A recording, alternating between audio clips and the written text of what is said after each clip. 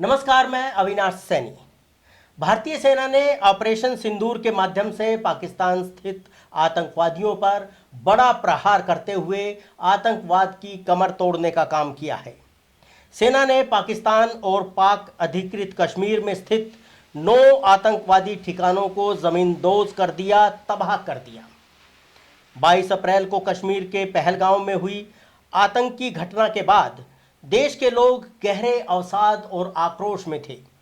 आम जनता के साथ साथ विपक्ष के नेता भी चाहते थे कि जिस तरह पाकिस्तान परस्त आतंकवादियों ने 27 निर्दोष लोगों की हत्या की है, उसका बदला लिया जाए और आतंकवादियों के साथ साथ पाकिस्तान को भी कड़ा सबक सिखाया जाए।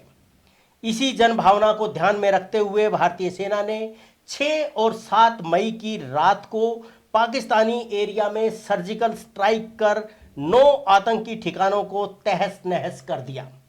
इन ठिकानों में बहावलपुर के 2 आतंकी अड्डे, मुरीद के का लश्कर का हेडक्वार्टर, मुजफ्फराबाद में हिजबुल मुजाहिदीन का अड्डा, कोटली में टेरर कैंप, गुलपुर में आतंकवादियों का लॉन्च पैड, भिम्बर में लॉन्च पैड, चक अमरू में लॉन्च पैड और सियालकोट में आतंकी कैंप को निशाना बनाया गया है। इसी मुद्दे पर विस्तार से चर्चा करेंगे कि भारत की इस कार्रवाई का क्या सामरिक और कूटनीतिक महत्व है और इससे पाकिस्तान की राजनीति पर, उसके आर्थिक हितों पर क्या प्रभाव पड़ेगा। आतंकवाद की जो हम नकेल कसना चाहते हैं उसमें हम कितने सफल होंगे, या पाकिस्तान परस्त जो आतंकवाद है उस पर क्या दूरगामी इसका असर पड़ेगा। बातचीत के लिए शंभू भद्रा जी हमारे साथ हैं, राजनीतिक, आर्थिक और विदेशी मामलों के जानकार हैं और हरिभूमि न्यूज़पेपर में संपादक की भूमिका निभा रहे हैं। बातचीत शुरू करने से पहले आइए देखते हैं कि भारतीय सेना की ओर से कर्नल सोफिया कुरैशी ने ऑपरेशन सिंदूर के बारे में क्या कहा। मैं कर्नल सोफिया कुरैशी और मेरे साथ विंग कमांडर व्योमिका सिंह आज आपको 6 से 7 मई 2025 की रात 1:05 से 1:30 बजे के बीच भारतीय सशस्त्र बलों द्वारा अंजाम दिए गए ऑपरेशन सिंदूर के बारे में जानकारी देंगे। ऑपरेशन सिंदूर 22 अप्रैल को पहलगाम में हुए विभत्स आतंकवादी हमले के शिकार मासूम नागरिकों व उनके परिवारों को न्याय देने के लिए लॉन्च किया गया था। इस कार्रवाई में 9 टेररिस्ट कैंप्स को टारगेट किया गया और पूरी तरह से इसे बर्बाद किया गया।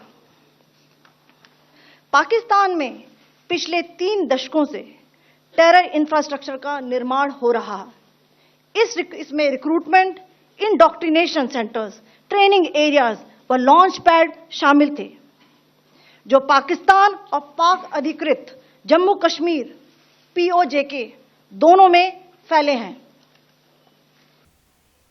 तो आइए अब बात करते हैं शंभू भद्रा जी से इस पूरे ऑपरेशन के बारे में। शंभू जी, पहली प्रतिक्रिया आपकी क्या होगी इस पे?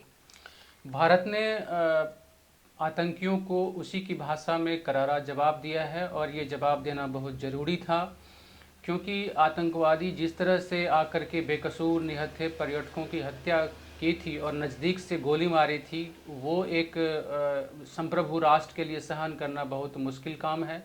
और भारत आतंकवाद को से लगातार लड़ रहा है, आतंकवादियों को हमेशा जवाब देता रहा है। तो उस परिप्रेक्ष्य में देखेंगे तो ये जवाब देना बहुत ज़रूरी था आतंकवादियों को उसी के भाषा में। और भारतीय सेना ने अपना सोर्स दिखाया है और जिस तरह से पिन पॉइंटेड टारगेट करके भारत ने अटैक किया आतंकवादी ठिकानों को कि किसी आम पब्लिक को कोई दिक्कत ना हो, सेना का कोई जो पाकिस्तान के सेना का जो कोई मुख्यालय है या सेना का जो कोई गतिविधि है वहाँ पे कोई एक्शन ना हो। केवल और केवल जो आतंकवादियों के ठिकाने हैं उन ठिकानों को पिन पॉइंट करके ये अटैक किया गया और आतंकवादियों को उसको दर्द दिया गया, उसके अड्डों को तहस नहस किया गया, ध्वस्त कर दिया गया। तो ये मैं मानता हूँ बड़ा एक्शन है, बड़ा एक्शन है आतंकवाद के खिलाफ। शंभू जी ने बताया कि और ख़ास तौर पे जो हमारे पड़ोसी मुल्क हैं और उनमें पाकिस्तान भारत में एक अफरा तफरी का माहौल पैदा करना चाहते हैं, भारत को कमज़ोर करने की कोशिश करते रहे हैं और उसके खिलाफ भारत लगातार एक लड़ाई लड़ता रहा है। भारत जो आतंकवादियों पर सीधी कार्रवाई करने के रूप में भी और कूटनीतिक तौर पे भी, राजनीतिक तौर पे भी जो दुनिया के देश हैं उनका समर्थन हासिल करके पाकिस्तान को इस कार्रवाई से, इस काम से अलग थलग करने के लिए भी लगातार कोशिश भारत की रही है। पहलगाम की घटना को देखेंगे तो दुनिया भर में संयुक्त राष्ट्र से लेकर के और सभी यूरोपीय देश, अमेरिकन देश, संयुक्त राज्य अमेरिका, रूस, चीन, इवन कि पाकिस्तान ने इस हमले की निंदा की दुनिया भर में। जबकि ये तय हो गया था कि जब ये हमला हुआ था तो हमले के दिन ही द रेजिडेंस फ्रंट TRF ने जिम्मेदारी ली थी और TRF लश्कर का भारत में काम करने वाला एक ऑपरेशनल विंग है, छद्म नाम से काम करता है। चूँकि लश्कर पे कई सारे प्रतिबंध लगे हुए हैं तो इसीलिए और लश्कर का मुख्यालय पाकिस्तान में है, लश्कर को जो ऑपरेट करता है हाफिज सईद वो पाकिस्तान में है। तो ये लिंक सीधा बनता है कि ये जो हमला है इसमें TRF ने आगे बढ़ के जिम्मेदारी ली थी। तो ये सीधा कनेक्शन बनता था कि इस हमले के पीछे पाकिस्तान का हाथ है। पाकिस्तान में जो संगठन, आतंकवादी संगठन वहाँ पे है उसका हाथ की, और ये बात तय भारत उन आतंकी ठिकानों को निशाना बनाएगा जो इस हमले में शामिल है। तैयबा और जैश ए मोहब्बत, हिजबुल मुजाहिदीन, हिजबुल्लाह, ये कई सारे आतंकी संगठन है जो भारत के खिलाफ आतंकवाद में सक्रिय रहा है, भारत के खिलाफ आतंकवाद में शामिल रहा है। तो इन अड्डों को निशाना बनाना और इसके पीछे जो लोग हैं उनको सामने लाना भी बहुत ज़रूरी है।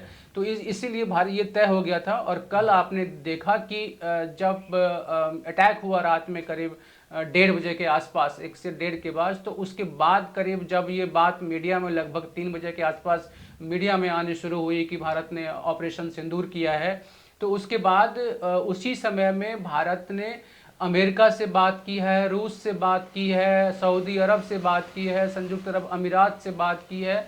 यानी दुनिया में जो भारत के मित्र देश हैं सभी देशों को एक तरह से कूटनीतिक रूप से जानकारी दी कि जो भारत ने ये एक्शन लिया है और ये जो हमला है ये ना कहीं से पाकिस्तान के खिलाफ है, ना कहीं से पाकिस्तान के फौज के खिलाफ है, ये केवल आतंकी ठिकानों को ध्वस्त करने की बात है। तो भारत इस मामले में काफ़ी कूटनीतिक तरीके से दुनिया में इस बात को रखा और इसको इस तरह से बोला। तो ये एक कूटनीतिक जीत है कि आपने देखा कि इस हमले के बाद अगले दिन चाहे यूरोपीय मीडिया हो, चाहे अमेरिकन मीडिया हो, चाहे रशियन मीडिया हो, चाइनीज़ मीडिया हो, कहीं भी हो, तो इस हमले की कहीं से कोई ये निगेटिव खबर नहीं आई और सभी ने कहा कि हाँ, जो ये तनाव है भारत और पाकिस्तान के बीच ये आतंकवाद के खिलाफ कार्रवाई है, न कि किसी मुल्क के खिलाफ, न ही किसी फौज के खिलाफ। एक चीज़ देखने वाली है शंभू जी,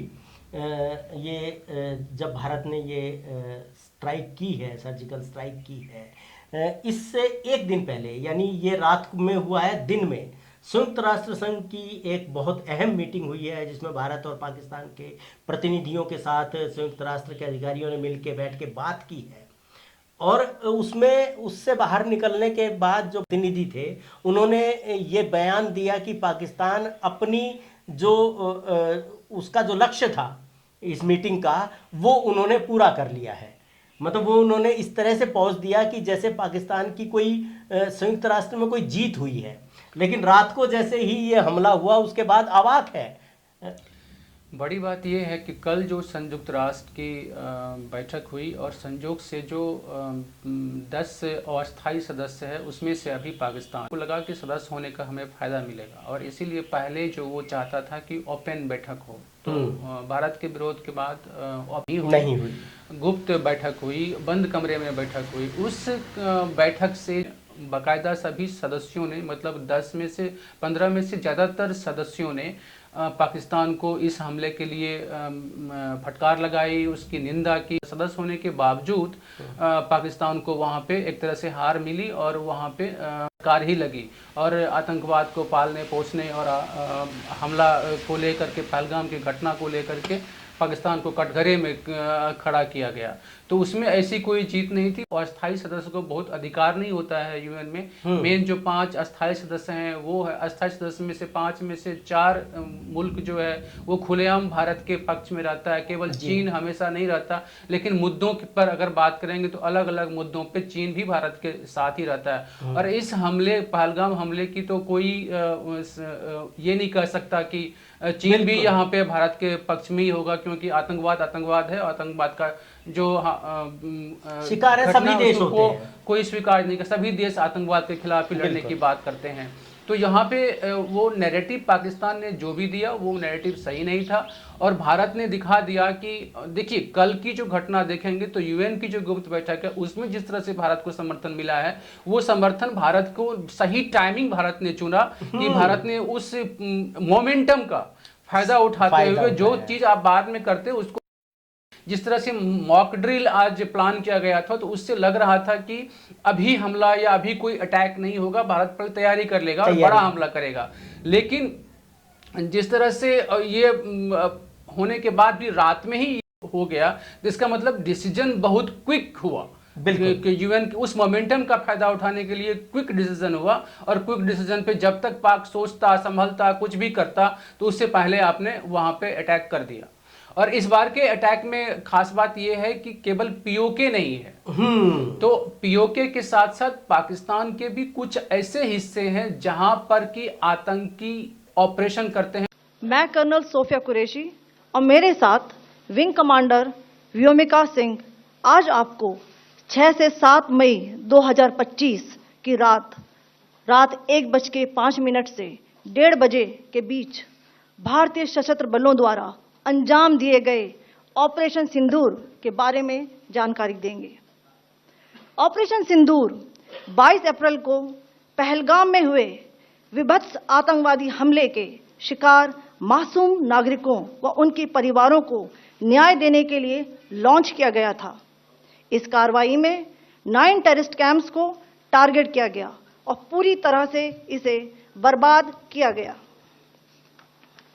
पाकिस्तान में पिछले 3 दशकों से टेरर इंफ्रास्ट्रक्चर का निर्माण हो रहा है।